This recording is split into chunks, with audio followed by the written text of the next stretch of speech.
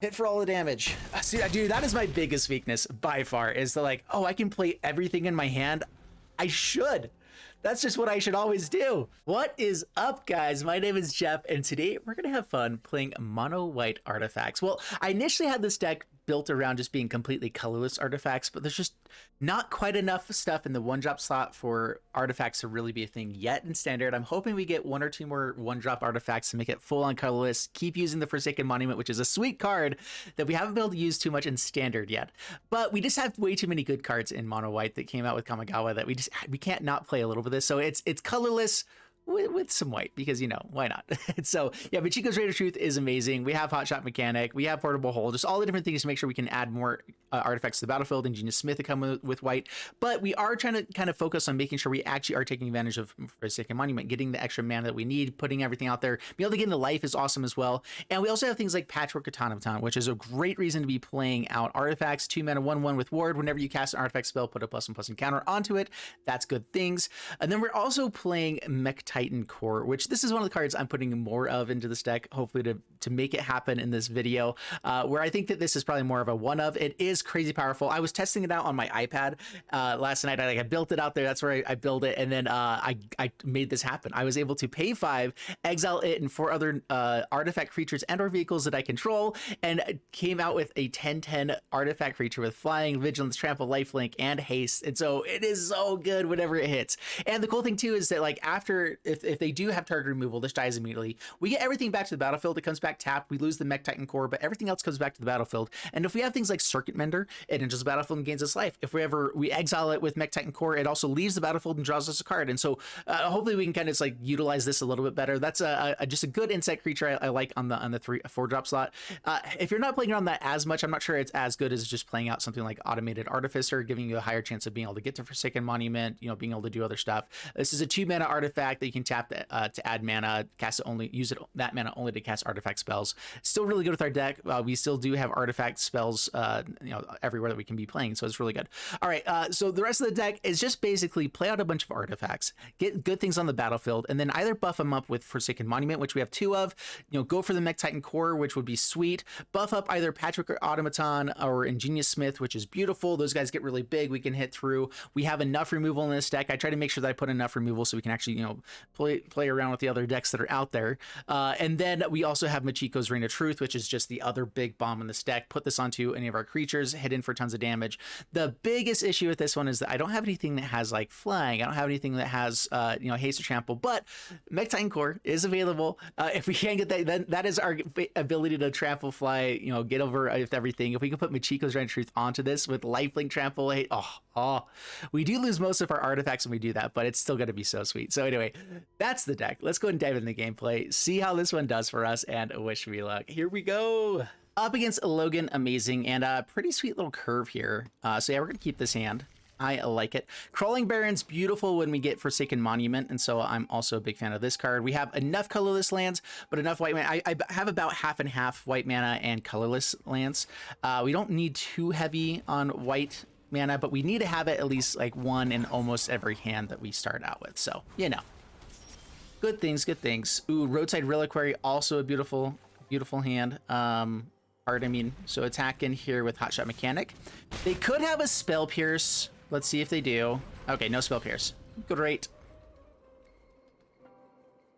Roadside Reliquary is so good. If we do have Michiko's Rate of Truth, which is an enchantment card, and so if we ever have that out in the battlefield, either for, you know, the Saga side or when it flips around as a creature, we can pay 2, sacrifice this, and draw 2 cards. With artifacts, we'll always have artifacts, and so we're not too worried about that either. But, you know, all right, so do they have the removal for this Bankbuster? I do get in for more damage if I go after this, so we're going to go for the greedy play, but it's probably going to die. Watch this get bounced with Fading Hope or died or whatever. But, you know, it could not happen. Hit in for 4. Hitting it for 4 is fantastic. I like it. I would have crewed up with this, but, you know, it's not big enough, so there's that. Gain some life.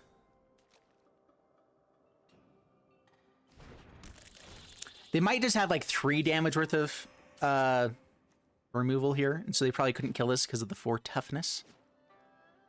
Down to 14. If they kill Hotshot Mechanic, we actually don't have a way to crew this up, but we get some card draw next turn. We can start growing up the Crawling Barrens if we wish to. There's lots of things to do. Life is good. Bona is trying to figure out, like, do I just scoop? This is too insane. Everything is way too powerful. While they're taking their time, quick reminder, guys, to hit the like button and subscribe, please. Also, check out MTG Assistant over here, which is awesome. First link down in the description below. Also, my buddy. Ooh, I get card draw? Yes! Ooh, Mechtitan Core. Oh, fun things are about to happen, folks. Okay, we need another artifact to make this actually work out. You know, several more, in fact. Okay. All right. The deck boxes down below. That's what I was going to talk about. I have some deck boxes down below, and my buddy is actually the one that makes those. Has one of my designs as one of his stuff on like an Etsy shop. If you guys want to go check him out, his stuff is fantastic. Helps support a friend as well, which is, you know, good things. Whoa, that's bad. Deal 2 damage and destroy artifact. So Michiko's Reign of Truth is pretty terrible here without any targets. So let's go ahead and just draw the card. Yeah, I mean, that kills everything. That's awful.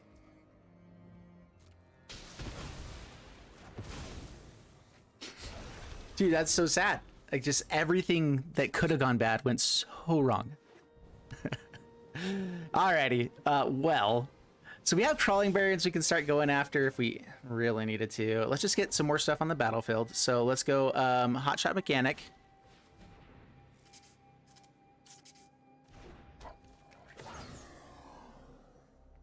Iron Apprentice.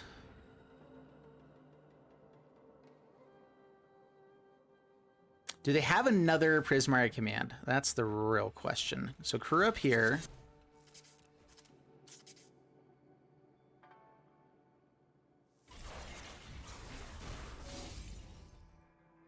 Yeah, that's annoying. All right. Opponent just has all the removal. So we're gonna try to go for Michiko's Reign of Truth just to get it out there. I need something that can crew this up as well sooner than later.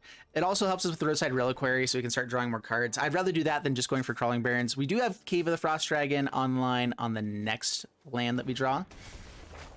So go Mechtitan Core. Let's see if it dies to a Prismari command or Fading Hope or any of the other bad things. Good, we're good, we're good. Don't kill it. Yes! Dude, every time you just, like, you even get in against a blue deck that's, like, holding on to priority, it feels so satisfying. I don't know about you guys, but I'm like, yeah. Ha! Fool. I win today.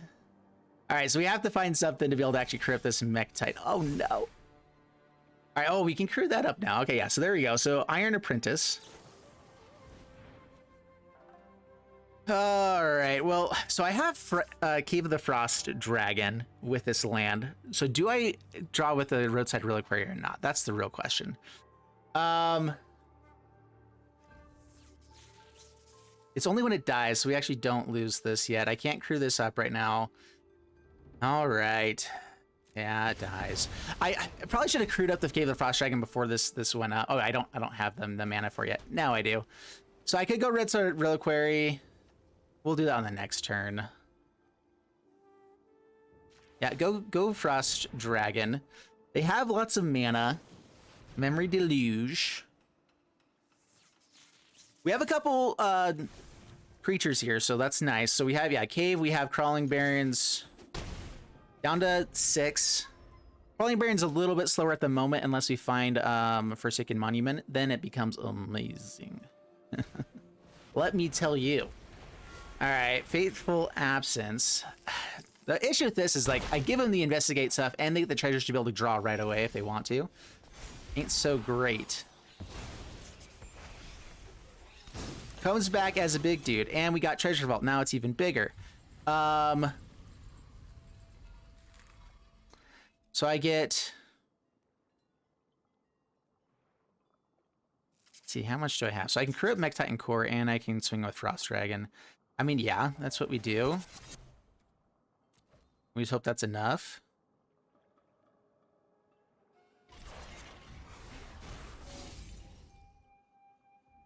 Let's see, I'm not killing them here no matter what. I bring them down to 1. Is there any benefit in getting him down to 1, or is there any benefit going for Crawling Barrens instead? I don't think so. We're just gonna go for... I could get them just down to 2 and start growing up the Crawling Barrens. That could set up for later turns if they have answers here. They still have 2 mana. They can destroy artifacts. They can do whatever. But getting them down to 1 is still useful. Fading Hope is still annoying. I'm trying to remember. Does Fading Hope say? So they reveal a dragon. Or they have the dragon there to do it anyway. Yeah. Okay. Get in for 2. Cool. Yeah, that's fine. Whatever. No big deal. All right. Portrait of Michiko. Expressive iteration. So we go for Roadside Reliquary. We don't have enough to actually buff up the Crawling Barrens. Unless we draw a land. No, not even then. Let's see. We have Fateful Absence. They get to draw cards. They get to do lots of things. So it doesn't help us a ton. Do they stay back as blocking? No, they go in. 6 mana available to them. Not enough to actually block with Hall yet of the Storm Giants. 4 cards in hand. Lots of bad things. They can go digging. Okay, pass to my turn. Iron Apprentice.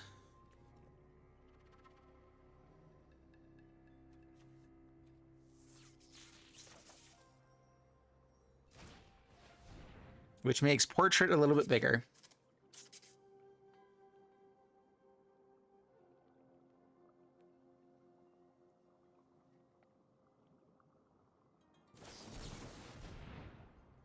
Really, the counter.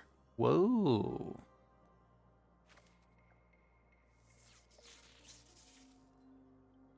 So if they don't have an answer for Michiko, I can actually go for the Treasure Vault, creating 2 extra treasures here for myself.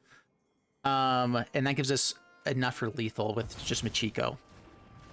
Is that better, though, than just going after it with Crawling Barrens? Perhaps not. Let's just force them to have all the removal in the world. I mean, them countering that kind of makes me feel like they don't have removal.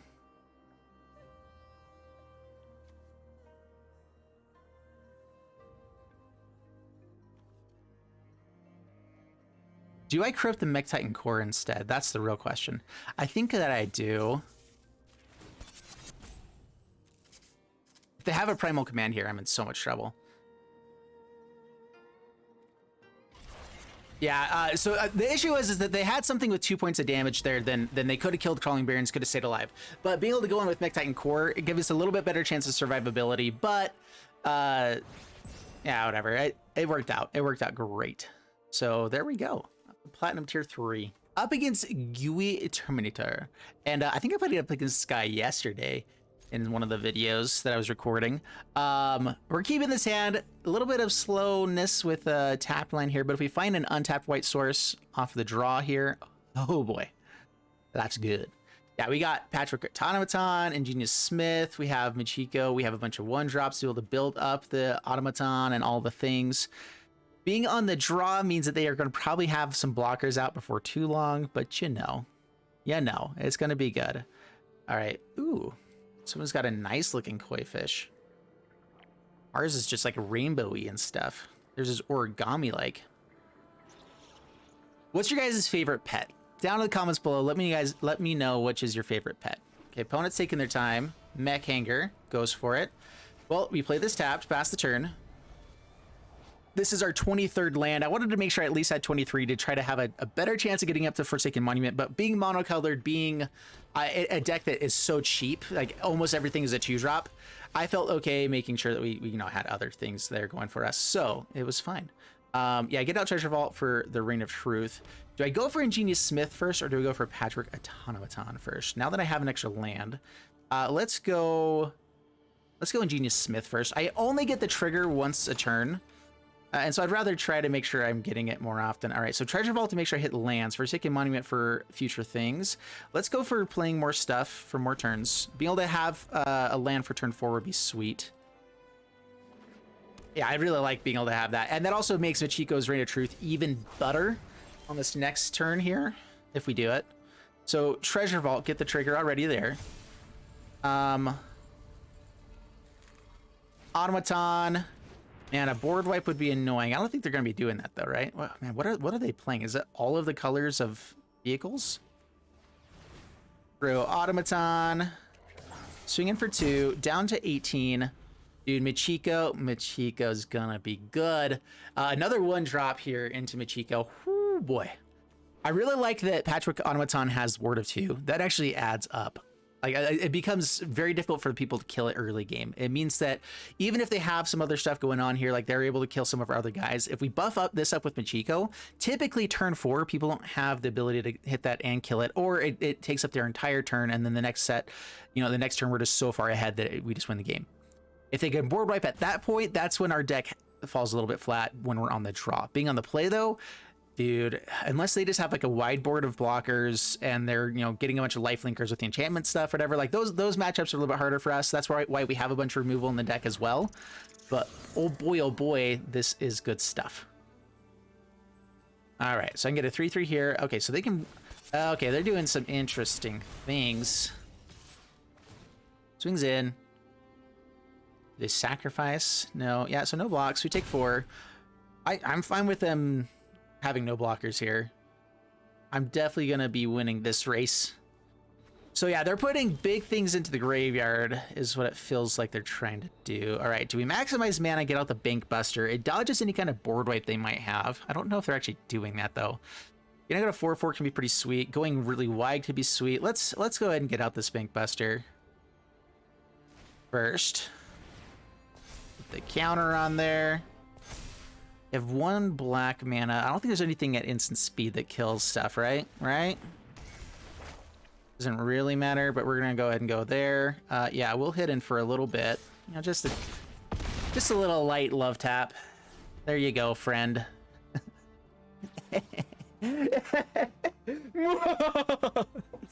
Oh yeah. Oh boy. All right, so now we put the counters onto Hotshot Mechanic. We have enough stuff to crew up Bankbuster. We hit hard next turn. They got some blockers. They're filling the graveyard. There it goes. So they're going for the Thunderstone Colossus with Greasefang, which is a decent play, a decent thing you can do, I suppose. So yeah, they're going into Absent colors to make sure they have ways to get stuff into the graveyard. Yeah. All right, so yeah, Thunderstone Colossus coming back, hits the battlefield, can be crewed up very easily. Hits for 7. Now they're just needing the blocker, though. I mean, like, I wouldn't go swinging right now. That means death, my friend. Unless you can give it, like, double strike or something. I mean, you did your thing. Good for you. It's a big hit. That's really fun. I like that. It does have to go back to hand, though, so you have to have ways to not only get it to the graveyard, but then discard to get it to the graveyard. So we go for Hotshot Mechanic here. We play out land. We play out... I don't think it matters to play out the Apprentice as well. So we're going to go Ingenious Smith. Yeah, it's game over. We're just going to play enough stuff to be able to crew out the Bankbuster, hit in for all of the damage. Life is fantastic. Oh, yeah. Up against metal. And keeping this hand. I'm just debating which land I want to be playing here. So yeah, we're keeping this hand. Automaton's a little bit more awkward when you don't actually have the lands to be playing out. Kabira Takedown, our only removal spell at the moment. Nothing to play with Patchwork Hole. We're gonna go ahead and play this out tapped. Pass the turn. I'd rather make sure I have my 4 lands, be able to do more things. Magma Opus. Okay, so they are going to have lots of removal. Ooh, I'm glad that I played that way. All right, we're actually going to get out this land first. Get out the Smith. The reason why is because the Treasure Vault's going to enter the battlefield and help us out a bit more. Let's go for Artificer and get to Forsaken Monument a little bit quicker this way. And that will actually be quite beautiful. So we're looking for a 1-drop that works. I can Portable Hole and hit the treasure if we ever need to. Like, if they have some treasures on the battlefield, that could be a good play for us. Galzith Prismari. All right, well, that's annoying. Hard for us to deal with. All right, so now do I go for Patchwork Automaton just to be able to have something with ward and to have something that gets bigger and biglier? So let's go. There's your fault. Get the counter. Artificer helps us out so much. Getting the monument, I think, might be what actually wins us this game. So I think we've got to go for Artificer first. Getting out the Automaton to grow up faster would be nice. What else are they going to be playing that's worth hitting here? They could have Magdas. They could have some other artifacts. Getting rid of a treasure can be helpful, though. Any kind of board wipe. We're gonna go for the Apprentice. Pass the turn. No attacks. So we have Forsaken Monument on this next turn. That's our entire turn, but it does grow these guys to be big enough to at least be swinging in a little bit. No, I guess not. This will just get blocked. It'll be a 3-5. I can math. I can math all day long, my friends. Keeps up a mountain, and they might have some removals here. That ain't great. All right, well, let's play this one out. I can save the treasure for another turn for Ingenious Smith. Play out Forsaken Monument. Throw the dice. And no attacks. Pass the turn. All right, so gaining life every time we cast a colorless spell. Not just artifacts, it has to be colorless. So we don't have as many of those, but, you know, enough. Enough that it's good. Smoldering Egg. Behold the multiverse. Smoldering Egg is getting big. We have Portable Hole for that, though. Alrighty then. Fateful Absence as well. Ooh, this is a good turn. Let's just hit hard. All right, so how much mana do I need to spend here? So I think we go for Automaton first.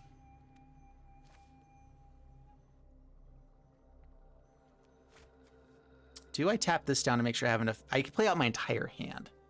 And then what, board wipe happens? Yeah, let's make sure we get in for the damage. So let's just go for Automaton. Ingenious Smith is a good one to keep in hand for later. Let's go Portable Hole. Grow you. Get rid of Smoldering Egg. I could still play everything. Oh, I'm so addicted to playing everything. I need to not do that. Okay, yeah, we're just gonna kill you. Just kill you. Okay, we don't have to play all of the things. Hit for all the damage. See, dude, that is my biggest weakness by far, is the like, oh, I can play everything in my hand. I should. That's just what I should always do. It's a bad habit, man. It's terrible. Galzeth was sorry. I mean, like, they don't always have board wipes. Here, it would have been good enough. I probably would have had just the game by not, you know, by doing that. But, you know, I'm addicted to mana efficiency. So I could have tapped on Treasure Vault, get 2 mana from it. I could have played the Fateful Absence and then Ingenious Smith afterwards. Get an extra thing in hand. Be able to play all of the cards. Amazing things would happen. It was going to be so beautiful. Okay, goes for Prismatic Command.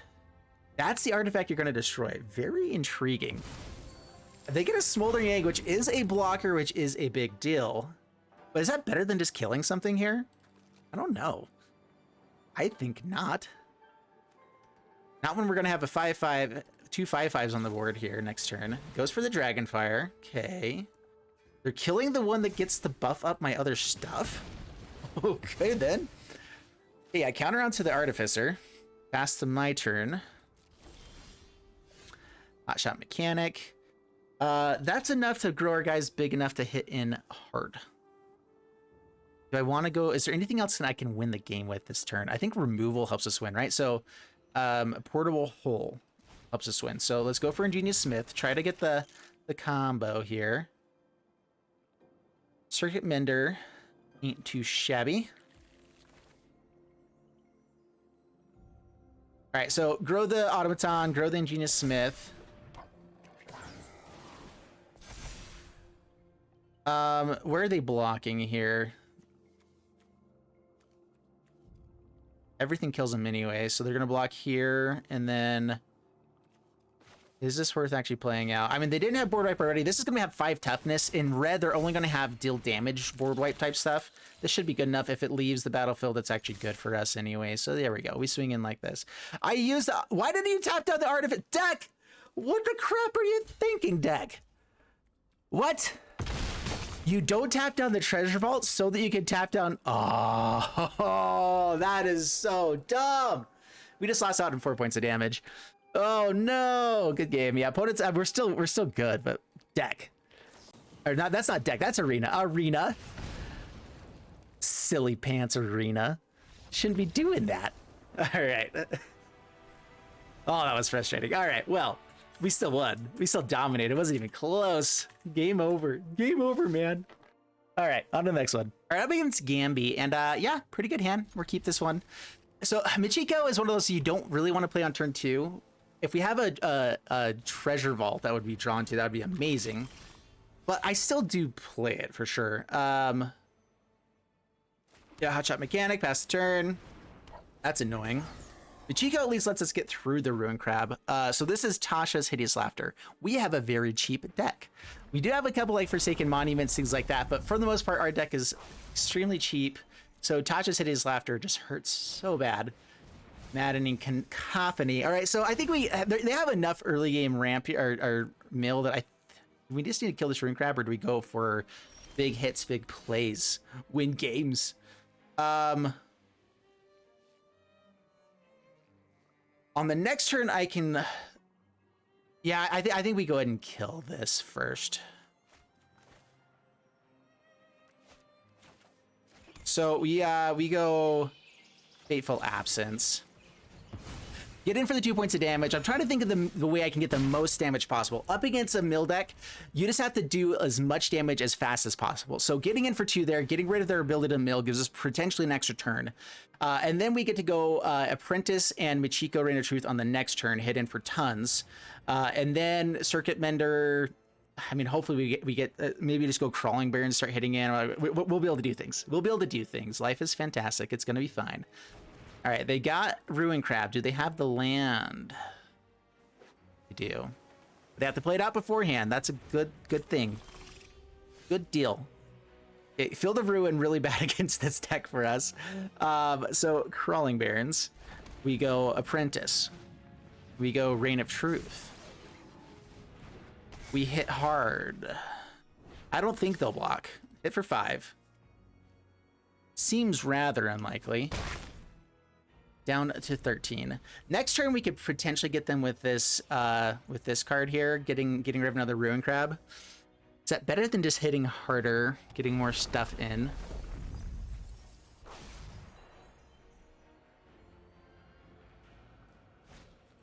We've milled over many good things. Board wipe, crush the weak. Yeah, we have weak stuff. I get it. No, okay, well, that's fine. I guess it's only until end of turn. I was thinking it was the counter for some reason there. All right, let's go with you. Let's go Circuit Mender. Gain some life. Go Apprentice. Pass the turn. All right, we're at least keeping stuff on the board. Next turn, we do play this out and we start buffing up Crawling Barrens. Yeah, killing this would be nice, but going for Crawling Barrens is way better. Michiko comes back down as a 3/3. That will get bigger, hopefully. As long as we don't just draw all lands. Expressive Iteration. All right, at least they're not going for land into double cast into Tasha's Hideous Laughter. So they're trying to set up for that still, which is good. They hit another land. They have Ruin Crab. They haven't found a third blue source yet, which is a little bit of hope for us as well. What's the best thing off the top? I think a Forsaken Monument would be. Do we have another one of those? Oh, you know, instead of diving through that, here's where MTG's system becomes awesome. It keeps track of all the things in the graveyard, and I can look at, okay, so I don't have any, okay, I do have one Forsaken Monument still left in the graveyard. There we go. It's a little bit easier to look at for me to do that instead. All right, so grow Michiko, yeah, next turn. We're gonna go ahead and play this out just as a land. We're gonna go for Crawling Barrens. And we're just going to swing wide, swing hard. Big action. Is Crush the Weak instant speed? Thank goodness. All right, so hit hard. Deal damages. Blocks there. Draws a card. Yeah. Down to 10. So we are still more than half of our library. They're down to half of their life total, but they have lots of mana. They have lots of cards. The mill game is going to ramp up right now, which is terrifying. One touches Hideous Laughter. Like if they get to double it up, that could very easily hit 28 cards for us. Very, very easily with how cheap our deck is. Crush the Weaks again. I hate you. There's Hideous Laughter. Oh no, how low? Okay, down to 16. Okay, that was a little bit better than I expected. All right, we just keep going Crawling Barrens. It's our best way to hit here. So take action, hit in with both. They chump with the Ruin Crab. They must have another Hideous Laughter. They're just making sure that they don't have go too low on life total. Or Maddening Cacophony or any other things. Teach by example. Oh no, that's doubling things up. Tasha's Hideous Laughter. Oh, it's gone. No, we had a 3-0 win streak. And it's all over. Wait, stop on the upkeep. Oh, they've stopped allowing that to actually stop the game. That's actually good on you, Wizards. All right, so we lost. We lost hard. All right, guys, this deck has 80% win rate here, and that is 3 times on the draw. I think this was keeping the game I played in practice or something. I think I did it on the on my iPad, so I'm actually surprised MTG Assistant actually kept track of that. Wow, I'm having a hard time spoken right. All right, so yeah, awesome deck. This was fantastic. As far as ways to improve it, we never did get Mechtitan Core. I swear, it's so hard to actually make the combos I want to have happen. We did get it on the battlefield, and it was winning games for us. We just never had enough creatures on the battlefield during those games, but it happens occasionally, and it is fantastic. I do think that you go down to 1 or 2 of with this, and maybe go up a Bankbuster or go up, removal, go up Portable Holes, whatever. There were plenty of targets for Portable Holes, which was really nice, but there's also reasons that we're playing Fateful Absence, all the other things, Kabira Takedown. Bound in Gold could be another one that could be useful to play, or like the one that like exiles 3 mana, exile anything. It could be another good way to go, just to be able to have an extra enchantment for Roadside Reliquary or for Michiko's Reign of Truth. Having the ability to draw 2 cards with Roadside Reliquary. I've been playing a very similar deck to this in Historic, and honestly, I was surprised. Like, this deck is almost as good as the Historic one. The only difference is that we don't have Tempered Steel in the 3-drop slot, and you have Forsaken Monument in the 5-drop slot instead. But you don't need it to win games. Like this, that was the biggest thing I was seeing. Is like, you don't need it to win games. Having something that had Trample would be really nice. Maybe there is, maybe going into another color as well could be useful. Going into red could be nice to have Lizard Blades, or the one that gives haste, so red white, I kind of built a deck around that one already, but going into mono white means that you can have more colorless stuff. You can play Forsaken Monument, which plays similar to the Tempered Steel, and if you have enough Automated Artificers, that's the other card I would say you actually bring in. You go down some Mechtitan Cores and maybe bring an Automated Artificer and maybe an extra Monument, so that you have a higher chance of playing that out, higher chance of just being able to play more things in general, be able to, actually this does not activate for Crawling Barrens, but you might have more mana by using this to cast your other creatures or whatever. So overall, this deck is really fantastic. I would say tier 1. There are some, we didn't play up against Orzhov. We didn't play against the Enchantments deck. I think those 2 are really powerful at the moment. We didn't play up against, a few other ones, but those are like the only 2 decks I'm worried about. And that having that many other decks that I feel like we're doing well against, and those decks, as long as we have a good start, I think we can beat them. And so, good stuff. We have enough removal as well, like the Enchantments deck. Maybe just bring in more Portable Holes, whatever else, and you're doing way better against that deck with Portable Hole. Actually, yeah, you'd be doing awesome against that deck with Portable Holes. So there's ways to fix this deck to make it even more competitive against all the other things. So I like it a lot. I hope you guys enjoyed the video. If you did, leave a like and subscribe, and I'll see you guys in the next one. Thank you so much, and bye-bye.